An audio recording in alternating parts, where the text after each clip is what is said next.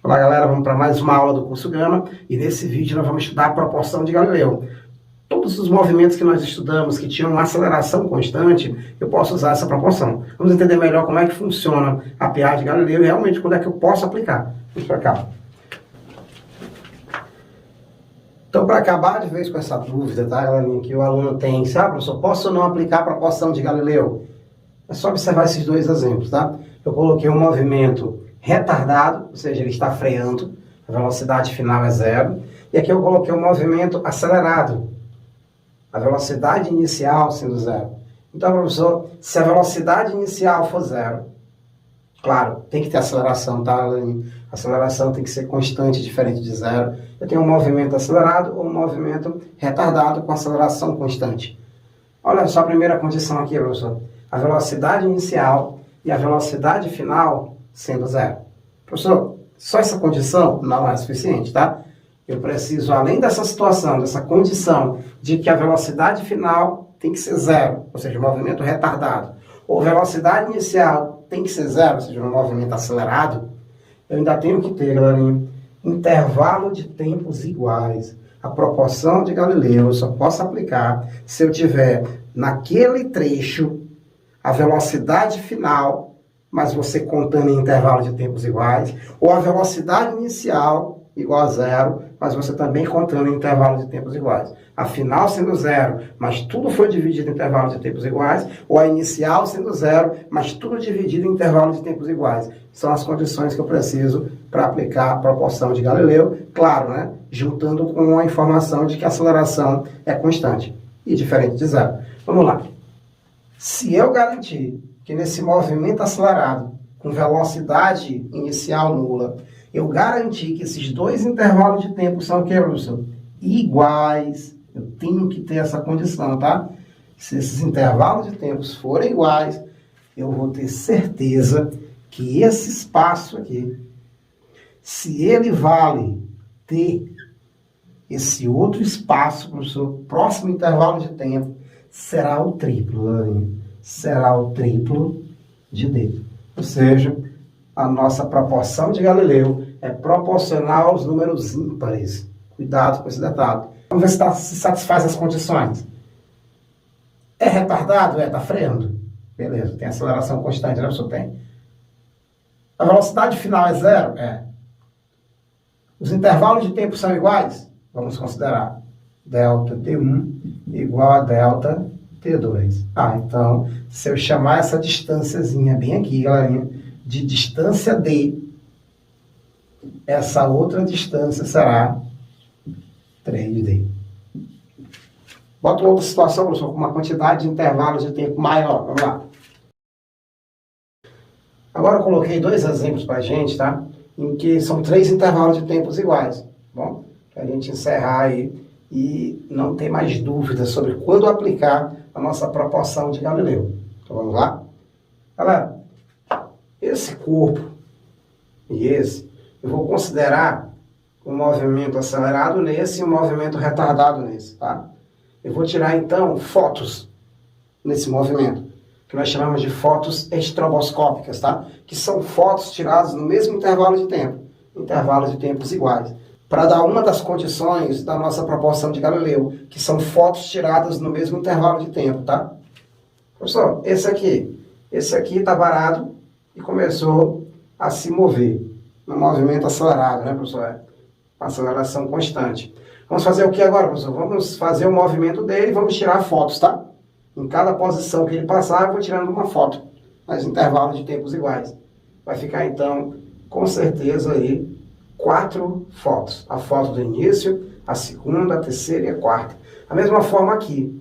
Esse é um movimento retardado. Ele tem já uma certa velocidade aqui e ele vai frear, vai parar lá na frente. Eu também vou tirar fotos em intervalos de tempos iguais, tá bom? Então pronto, ficamos também com 4 posições, 4 fotos em intervalo de tempos iguais. Professor, então uma das condições já estou garantindo já. A próxima condição, a velocidade final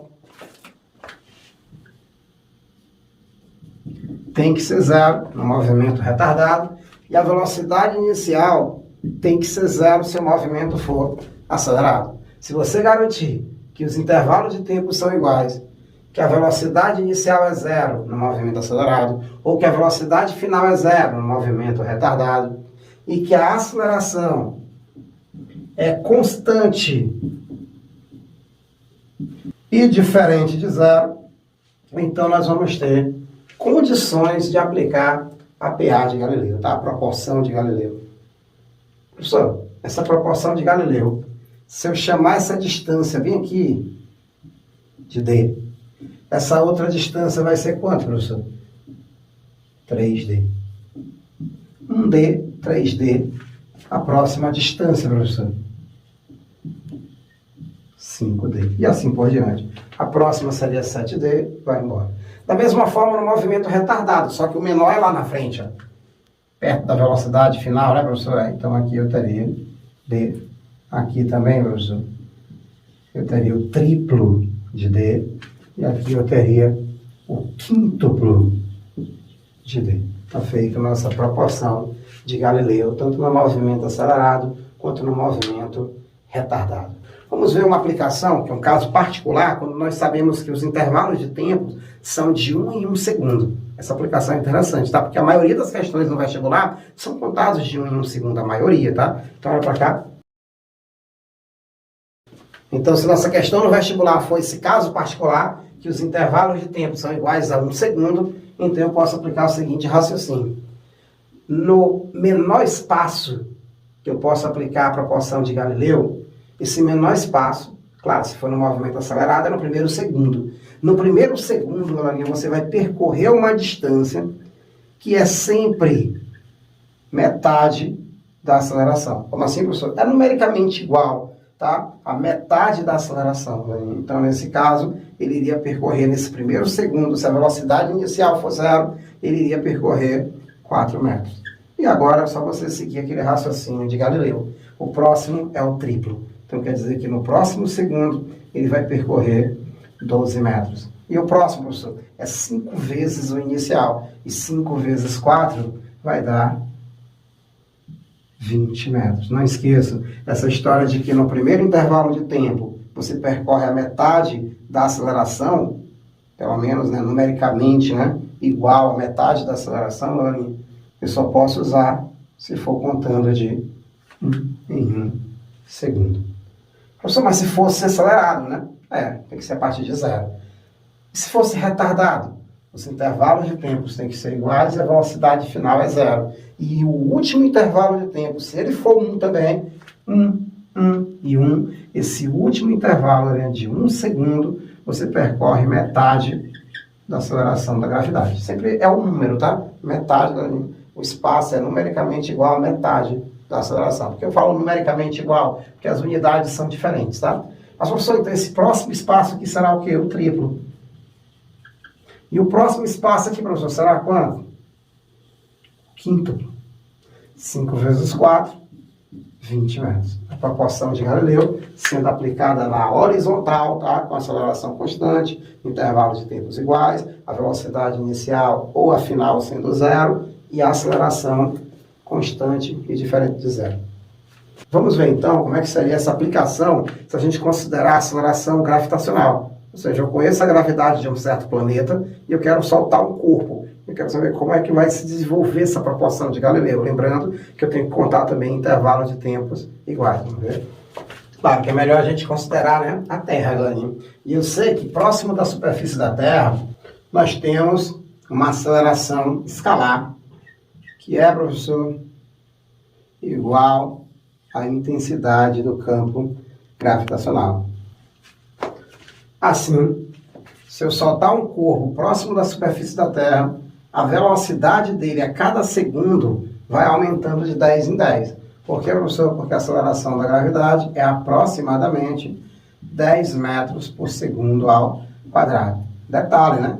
Essa aceleração, ela é constante. Então, galerinha, já estamos aqui com duas condições, né, professor? Que a aceleração é constante e que eu vou soltar o corpo. Ou seja, a velocidade inicial dele é zero. Está faltando só mais uma condição. Nós temos imagens sendo tiradas em intervalos de tempos iguais. Ou seja, nós temos fotos estroboscópicas. Então, nesse caso,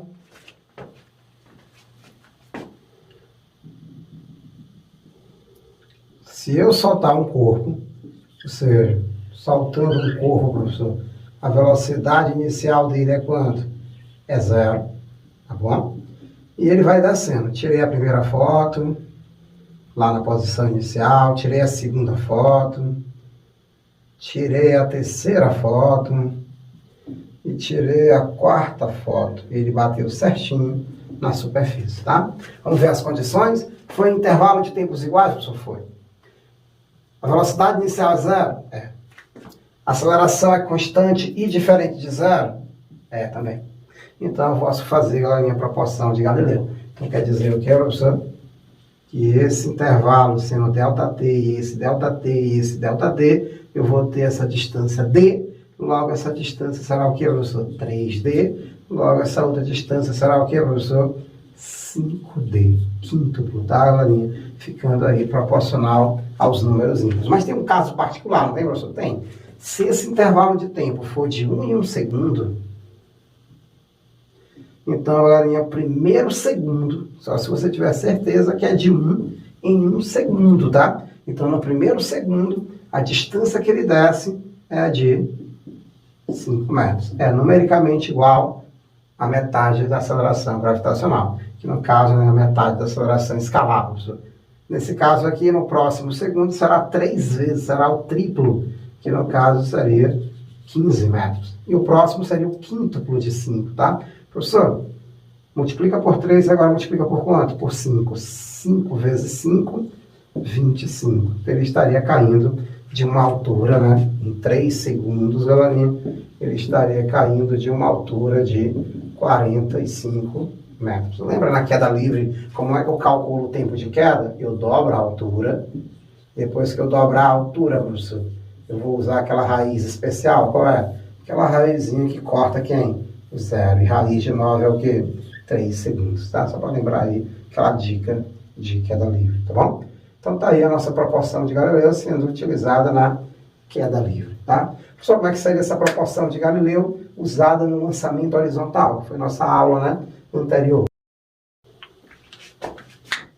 Vamos agora fazer uma pequena revisão, tá? De lançamento horizontal. Olha lá. Eu vou dar um impulso nesse corpo, tá? Para frente. Só que quando eu dou um impulso no corpo para frente, ele adquire uma velocidade somente para onde, professor? Para frente. Por quê? Porque a força que eu exerci nele foi nessa direção. Ele vai ter uma velocidade inicial de lançamento que é na direção horizontal, né, professor? Que eu vou chamar de Vx. Um detalhe importante. Eu só posso modificar a intensidade de uma velocidade se eu tiver alguma componente de força agindo na direção da velocidade. Ou a favor da velocidade ou contra. Se for a favor, aumentaria o módulo da velocidade. O tamanho do vetor velocidade aumenta. Professor, se fosse contra, aí o tamanho do vetor velocidade diminui. Mas nesse caso aqui, galera, eu estou desconsiderando a resistência do ar. Seria a única força que teria uma componente contrária ao vetor velocidade, seria a resistência do ar. Por quê, professor? Porque o peso é para baixo. Então, o peso não está nem a favor e nem contra essa velocidade. Não, professor, não. O peso é para baixo, é vertical, e essa velocidade é horizontal. Então, nesse caso, o corpo vai descendo, mas tem um detalhe muito importante, galera.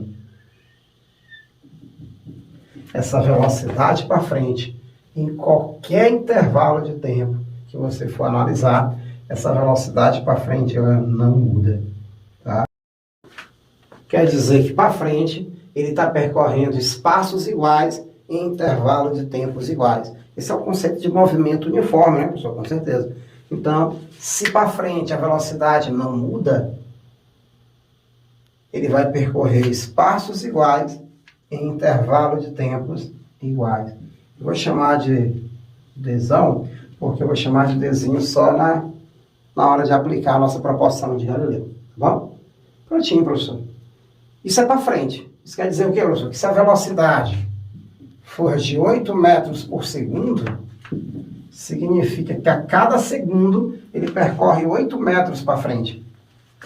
Então, professor, se for contado de 1 em 1 segundo, porque se for contado de 2 em 2 segundos, se a cada segundo ele percorre 8, em 2 segundos ele percorre quanto, professor? 16. Então, aqui seria contado de 16 em 16. Aqui, professor, se for contado de 1 em 1 segundo.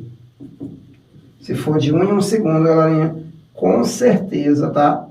Ele vai percorrer de 8 em 8 metros. Quem é que garante isso, professor? Quem garante isso é a velocidade dele, que é 8 metros por segundo.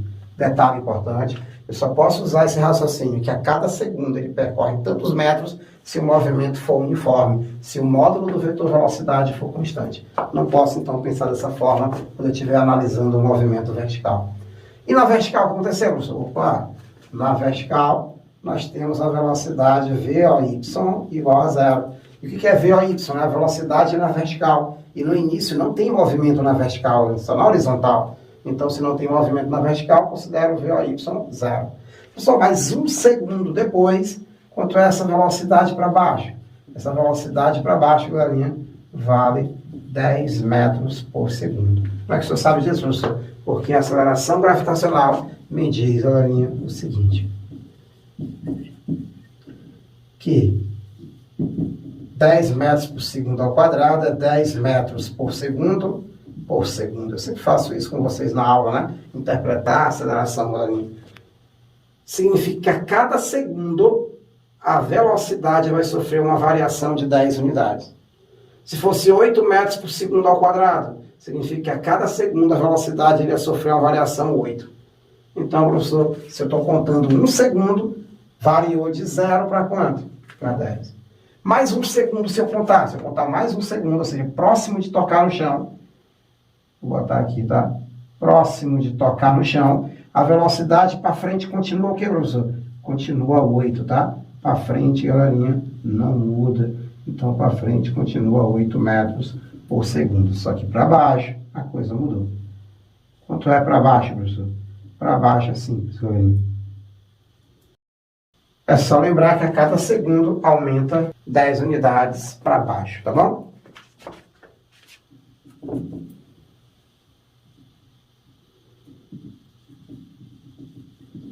Então, a nossa velocidade é de 20 metros por segundo para baixo. Professor, se ele perguntar para mim uma certa velocidade do lançamento horizontal, como assim? Se ele pedir num certo instante qual é a velocidade horizontal, é essa. Se ele pedir num certo instante qual é a velocidade vertical, é essa. Se for nesse instante que ele pediu na questão. E se ele pedir simplesmente a velocidade, agora você tem duas. Se ele não especificar que é horizontal ou vertical, ele está falando da resultante. Ou seja, existe aqui uma velocidade que eu posso calcular usando uma aula que nós vamos ter mais na frente de regra do paralelogramo, tá bom? Mas eu sei que aqui forma 90 graus, então eu posso usar aqui o teorema de Pitágoras para descobrir quem é essa velocidade resultante. Então, se pedir a velocidade horizontal, Vx. Se pedir a velocidade vertical, Vy. Mas se pedir a velocidade do corpo num certo instante, ele vai dizer que ele quer a resultante, tá bom? Ok, professor. Então, eu posso agora considerar o quê? Que na horizontal sempre é movimento uniforme, só que na vertical é sempre um movimento uniformemente variado. Está um pouquinho fora de escala, mas tudo bem, tá? Pessoal, então vamos lá.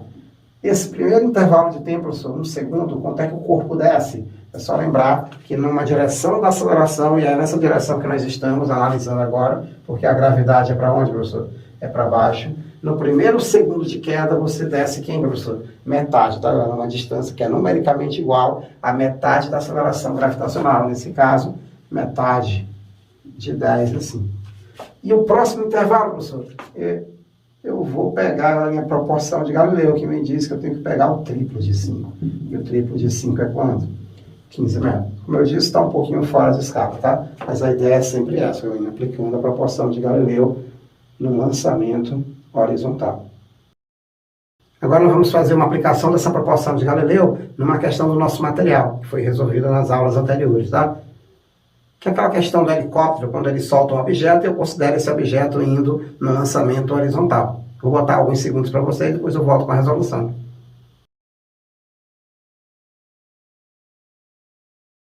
A nossa questão mostra, tá, o movimento de um helicóptero, que eu sei que a velocidade é constante. Como é que eu sei que a velocidade é constante, professor? Porque aqui ele está considerando espaços iguais, galera. Se eu estou considerando intervalo de tempos iguais, espaços iguais, o movimento é uniforme. Mas, na realidade, o que interessa para a gente é o movimento que essa bolinha tem para frente, tá? A velocidade é constante, professor, é porque os espaços são iguais em intervalos de tempos iguais. Continuando, eu sei que aquela primeira distância que ele desce vale 20. Sou estranho. A primeira distância que ele desce não deveria ser metade da gravidade? Galerinha, a primeira distância que ele desce só é metade, é numericamente igual a metade da aceleração gravitacional, se eu for contar esses intervalos de tempos de 1 em 1 segundo. Aí sim seria 5, 15, 25, 35 e assim por diante. Mas aqui não é de intervalo de 1 em 1 segundo. Justamente eu sei disso, porque ele desceu 20 metros no primeiro intervalo de tempo. Professor, então no próximo intervalo de tempo ele vai descer quanto? No próximo intervalo de tempo, galerinha, ele vai descer o triplo dessa distância. Quanto é o triplo de 20, professor? 60. E no próximo intervalo de tempo, professor, ele vai descer o quíntuplo dessa distância. 5 vezes 20 dá 100 metros, tá? E ele quer na questão quanto é essa altura, galerinha, que está voando quem usa esse helicóptero, tá? Resposta, a altura será 20 mais 60 mais 100. Então, nossa altura será 180 metros. Essa é a altura do helicóptero, tá bom? Espero que você tenha compreendido essa explicação e até a próxima aula.